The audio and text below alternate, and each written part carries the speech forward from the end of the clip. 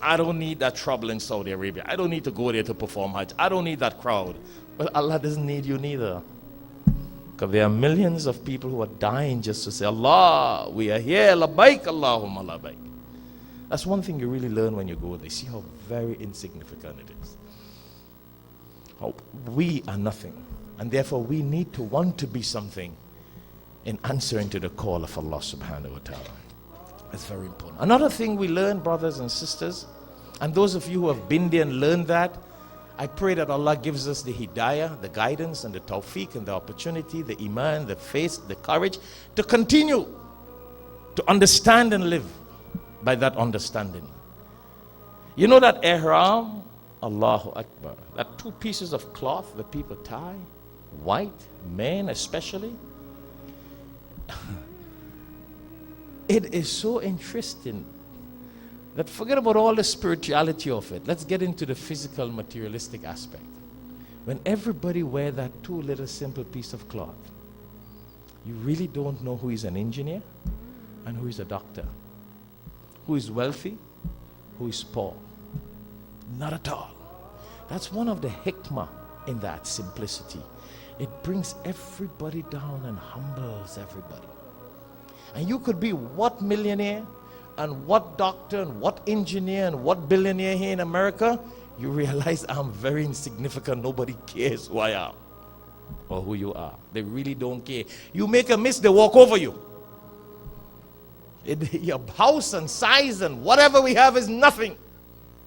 That's a lesson to show how insignificant we are. We may think that we are somebody here, but really in the eyes of Allah, it is only our taqwa and our piety that counts. Those things that we think we are somebody here is nothing in the eyes of Allah.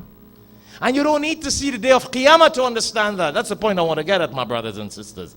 We don't need to wait for the day of judgment to realize that haqiqat, that reality. Just go into Arafat on the day of Hajj and you will realize that haqiqat and reality. Like the plains on the day of judgment as it would be.